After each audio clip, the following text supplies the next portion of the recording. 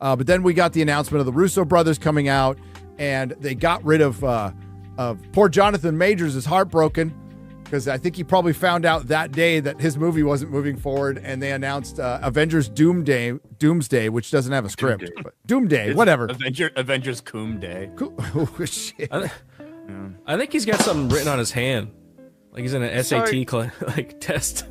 Does that mean they're going to have to tie in the Fantastic Four film that's supposed to be in another reality or universe into the mainline Avengers stuff? That'll be easy for them. They fucking break the universe constantly now. I'll just have the TVA do it or some bullcrap. Yep. Well, at least the Thing is going to look like the Thing from the comics. There, you got that. And looks like they're going to have their origin from the comics, but they're in another universe, a multiverse, where it's like a more advanced 60s, like a more sci-fi 60s.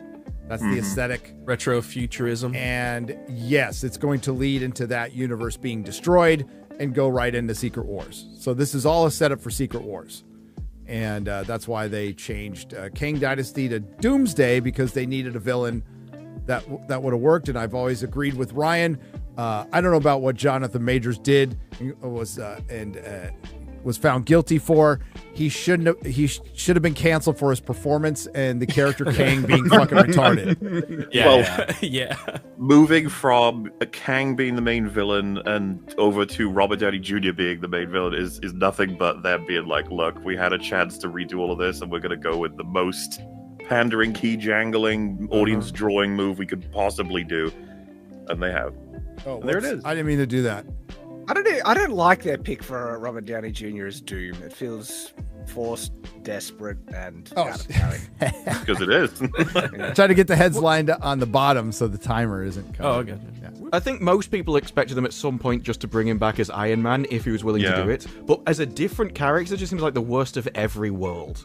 Well, I mean, there's theories that this will bring him back as Iron Man, as in like they'll save him from mind control or whatever, and then he'll be back as Tony, which is honestly, if they throw another fucking $100 million at him, I guess he'll do it.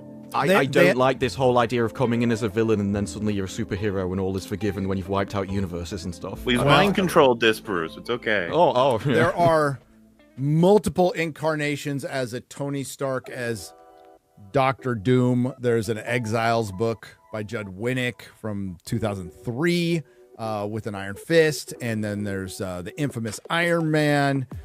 They can draw on all that, but they announced him as Victor Von Doom in Hall H. Yeah. He's going right into Secret Wars, so he's not going to stay. Do you think he's going to stay? I think he'll stick around for those two appearances. Shit, $100 million?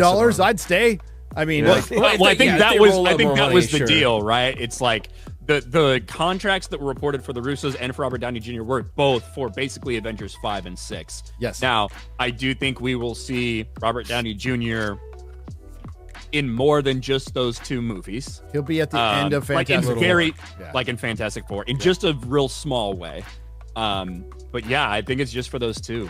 And like them combined, for two directors and one actor, you're shelling out over $200 million basically into movies. Dude, I wouldn't be surprised if they had a meeting where they said, we've got to get Tobey Maguire Spider-Man, Hugh Jackman Wolverine, and Robert Downey Jr. Iron Man in the same room, in the same scene at some point. We've got to have, because that'll bring everyone back.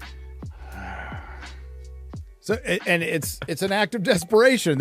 It's White Boy Summer.